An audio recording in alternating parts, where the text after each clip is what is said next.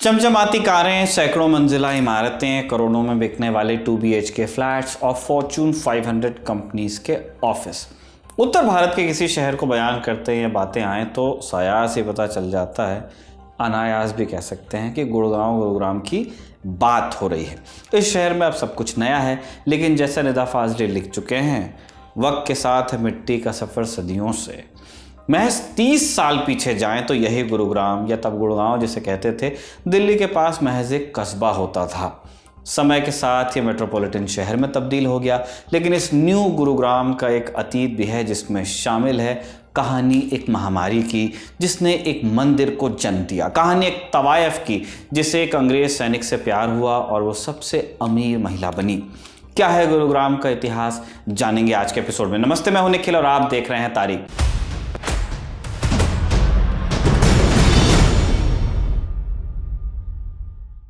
शुरुआत से पहले एक जरूरी सूचना, आपका चहेता show guest in the news room 100 episodes पूरे कर रहा है। 100वें एपिसोड में हमारे गेस्ट हैं मशहूर एक्टर नाना पाटेकर।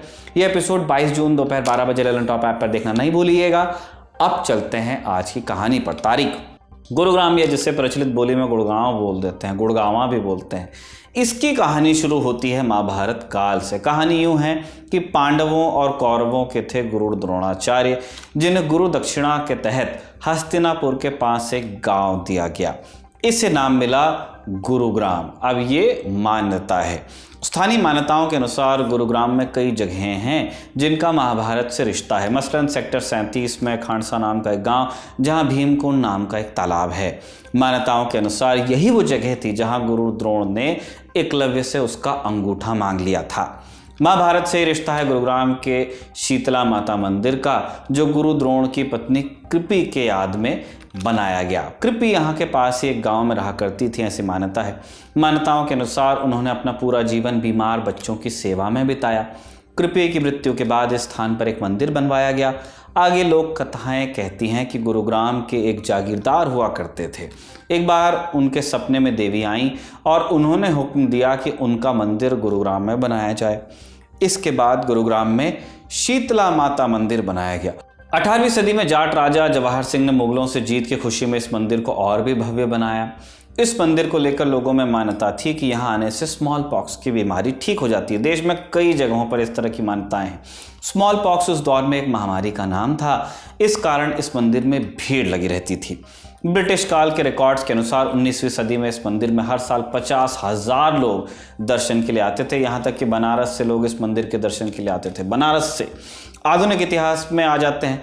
मुगलों से पहले मेवाती राजपूतों का गुरुग्राम में काफ़ी प्रभाव हुआ करता था। दिल्ली सल्तनत पर जब कुतुबुद्दीन ऐबक का शासन था, तब मेवाती इस इलाके को बैटल फ्रंट की तरह इस्तेमाल करते थे। 1460 ईस्वी के आसपास लोधी वंश के सम्राट बहलोल लोधी के काल में गुरुग्राम पूरी तरह दिल्ली के कब्जे में आया। हालांकि फिर भी यहाँ मेवातियों का रसूख बना रहा। 15वीं सदी में बाबर के आगमन के बाद गुरुग्राम में मेवातियों का प्रभाव कम होता चला गया। 16 मार्च 1527 के रोज खानवा में बाबर और राणा सांगा के बीच युद्ध हुआ। मेवात के राजा हसन खान मेवाती ने इस जंग में राणा सांगा का साथ दिया, लेकिन बाबर की ही जीत हुई और मुगलों ने दिल्ली सहित आसपास के पूरे इलाके पर अपना कंट्रोल जमा लिया। मुगल बादशाह अकबर के वक्त में गुरुग्राम का इलाका एक बार फिर महत्वपूर्ण हो जाता है, जब हेमू दिल्ली के तख्त पर काबिज होते हैं। मुगल सेना को हराकर हेमू ने खुद को हिंदुस्तान का शासक घोषित किया और खुद को विक्रमादित्य की उपाधि भी दी। हेमू का बचपन दिल्ली के पास ही रेवाड़ी में गुजरा। उनकी सेना में अधिकतर सैनिक भी रेवाड़ी और आज के गुरुग्राम के इलाके से ही आते थे। हेमू और उनके सैनिकों ने 1556 में मुगलों से एक बड़ी लड़ाई लड़ी, जिसे पानीपत के दूसरे युद्ध के नाम से जाना जाता है। हेमू के पास 500 हाथी थे। युद्ध के दौरान एक मौका ऐसा आया जब हेमू को अपनी जीत साफ दिख रही थी, लेकिन तभी एक तीर हेमू की आंख पर लगा और जंग की सूरत बदल गई। हेमू को पकड़ लिया गया और जंग में उनकी हार हुई। इस लड़ाई के बारे में हम तारीख के एपिसोड में बता चुके हैं आपको पहले भी, लिंक आपको डिस्क्रिप्शन में मिलेगा। तमाम जंगों में अगर मगर का मौका रहता ही है। पानीपत के युद्ध में अगर हेमू की जीत हो गई होती तो संभवतः गुरुग्राम के लोग दिल्ली की सत्ता चलाते। हालांकि ऐसा हुआ नहीं। मुगलों के दौर में गुरुग्राम अधिकतर नेपथ्य में ही रहा। अकबर के शासनकाल में गुरुग्राम एक सूबा हुआ करता था जिसका इस्तेमाल सराय की तरह होता था। दिल्ली से आमेर जाते हुए यहाँ सैनिक रुककर आराम करते थे। पीपल ट्री नामक वेबसाइट के एक आर्टिकल के अनुसार गुरुग्राम में एक प्याऊ हुआ करता था जिसे धौली प्याऊ कहते थे। ये राहगीरों और सैनिकों के पानी भरने के काम आता। दिलचस्प बात यह कि साल 2009 में जब दिल्ली मेट्रो का काम शुरू हुआ, इस प्याऊ को तोड़ दिया गया। जहां ये प्याऊ हुआ करता था, आज वहां गुरु द्रोणाचार्य मेट्रो स्टेशन है। मुगल बादशाह औरंगजेब की मृत्यु के बाद मुगल लगातार कमजोर होते गए और गुरुग्राम कभी एक तो कभी दूसरे हुक्मरानों के मातहत जाता रहा। 18वीं सदी का एक अवशेष आज भी गुरुग्राम में मौजूद है। नवाब अली वर्दी खान की मस्जिद है।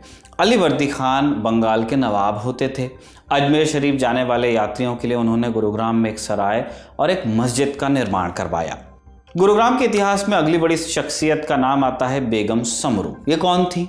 बेगम समरू, इनका असली नाम था फरजाना। माना जाता है कि उनका कश्मीर से रिश्ता था। फरजाना की शुरुआती ज़िंदगी दिल्ली के कोठों में बीती और वो एक नामचीन तवाइफ मानी जाती थी। फरजाना बेगम समरू कैसे बन गई? साल 1767 दिल्ली का चावड़ी बाजार रंगीन महफिलों को खोजता हुआ एक गोरा फरजाना के कोठे तक आया। नाम Walter Reinhart Sombre. 4 foot 8 inch की फरजाना को देखते ही सोम्ब्रे उसे दिल दे बैठा।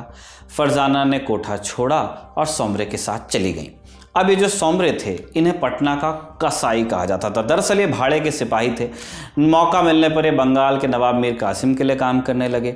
मीर कासिम की तरफ से सोम्ब्रे ने पटना में 150 अंग्रेज़ों की हत्या कर डाली थी। आगे चलकर ये मुगल सेना में फौजदार बन गए और दिल्ली आ गए। मुगलों के वजीर मिर्ज़ा नजफ खान ने सोम्ब्रे को मेरठ में सरधना की जागीर सौंपी। इस तरह सोम्ब्रे बन गए समरू साहब। 1778 में सोम्ब्रे की मौत के बाद सरधना की जागीर फरजाना के हाथ आ गई और उन्हें बेगम समरू कहकर बुलाया गया। सरधना की जागीर पर बेगम समरू का एक छत्र राज था और मुगल दरबार में उन्हें खास ओहदा भी हासिल था। शाह आलम समरू को अपनी बेटी जैसे मानते थे। वजह 2 बार समरू ने मुगलों को हमले से बचाया था। साल 1783 में सिख सरदार बघेल सिंह ने दिल्ली पर हमला किया। तब बेगम समरू ने अपनी फौज भेजकर दिल्ली को बचाया। इस हमले से जुड़ा एक दिलचस्प ट्रिविया ये भी है कि बघेल सिंह ने जब दिल्ली पर हमला किया, वो 30,000 की फौज लेकर आए थे। दिल्ली में जिस जगह पर उन्होंने फौज का ठिकाना बनाया, वही आगे चलकर 30 हज़ारी कहलाया और आज यहाँ दिल्ली की 30 हज़ारी अदालत है। हालांकि इस नाम के पीछे एक दूसरी कहानी भी है। शाहजहां ने अपनी बेटी जहां आरा के लिए इस जगह पर एक गार्डन बनवाया था जिसमें 30,000 पेड़ थे। इस कारण भी इसका नाम 30 हज़ारी पड़ा, ऐसा मत है। बहरहाल वापस बेगम समरू की कहानी पर आते हैं। बेगम समरू का गुरुग्राम से क्या रिश्ता? वॉल्टर रेनहार्ट सोम्ब्रे के पास सरधना के अलावा झरसा बादशाहपुर की जागीर भी थी। ये इलाका आधुनिक गुरुग्राम में पड़ता है और सोम्ब्रे को इसकी जागीर फ्रेंच ईस्ट इंडिया कंपनी से मिली। सोम्ब्रे की मौत के बाद झरसा बादशाहपुर की जागीर भी बेगम समरू के पास गई। बेगम समरू ने यहाँ एक कंटोनमेंट बनवाया जहाँ उनकी फौज की एक टुकड़ी हमेशा तैयार रहती थी। झरसा के पास ही बेगम समरू ने एक बड़ा सा महल बनवाया जो 1839 में उनकी मौत के बाद गुरुग्राम के डिप्टी कमिश्नर का आवास बना दिया गया। गुरुग्राम में ही बेगम समरू के सैनिकों की कब्रें भी बनी हुई हैं, जिनमें से एक मेजर जीन एटियन की कब्र का 2022 में जीर्णोद्धार करवाया गया। मेजर जीन बेगम समरू के वफादार अफसर थे। उन्होंने 35 साल तक बेगम समरू की फौज को लीड किया। बेगम समरू के बाद गुरुग्राम पर ब्रिटिश ईस्ट इंडिया कंपनी का शासन शुरू हुआ।